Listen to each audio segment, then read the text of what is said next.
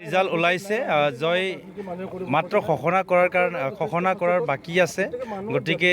ৰাইজে গম পাইছে গতিকে ৰাইজে যথেষ্টখিনি আশীৰ্বাদ দিছে যথেষ্টখিনি মৰম কৰিছে আৰু ৰাইজে আমাৰ সন্মানীয় অসমৰ মুখ্যমন্ত্ৰী ডাঙৰীয়াক আশীৰ্বাদ দিছে আমাৰ বিটিআৰ প্ৰধান ডাঙৰীয়াক প্ৰমোদ বড়ো ডাঙৰীয়াক আশীৰ্বাদ দিছে লগতে আমাৰ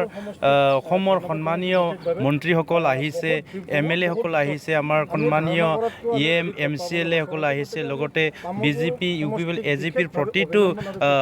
কৰ্মীসকলে যথেষ্ট কষ্ট কৰিছে এইটো আৰু ৰাইজে আশীৰ্বাদ দিছে এই কাৰণে ৰাইজে আজি আমাক এই ৰিজাল্টটো দিছে হয় আমি তামোলপুৰ বাকী হিচাপে যথেষ্ট কাম কৰিব লগা আছে গতিকে তামোলপুৰ নতুনকৈ জিলা হ'ল আৰু 26 জানুৱাৰী আমি নতুন জিলা হিচাপে পূৰ্ণভাৱে পতাকা উত্তোলন কৰাৰ কাৰণে প্ৰস্তুতি চলাইছোঁ গতিকে শিক্ষাৰ দিশত প্ৰথম কাম কৰিম আৰু নিবনুৱা সমস্যা আছে তামোলপুৰ যথেষ্টখিনি নিবনুৱা সমস্যা সমাধান কৰাৰ কাৰণে কাম কৰি যাম আপুনি যে ৰাজনীতিত আহিছোঁ পৰিয়াল হিচাপে নাই আমাৰ তামোলপুৰৰ প্ৰতিটো ব্যক্তিয়ে মোৰ কাৰণে পৰিয়াল হয় তামোলপুৰ বাকীয়ে মোৰ কাৰণে পৰিয়াল আমি ইয়াতে পৰিয়ালৰ কোনো কথা নাই গতিকে তামোলপুৰ ৰাইজৰ কাৰণে কাম কৰিম আৰু তামোলপুৰ ৰাইজক মই পৰিয়াল হিচাপে লৈ কাম কৰি যাম তামোলপুৰ বাকীৰ প্ৰতিটো ব্যক্তিলৈ মই জয়ৰ কাৰণে কৃতজ্ঞতা জ্ঞাপন কৰিছোঁ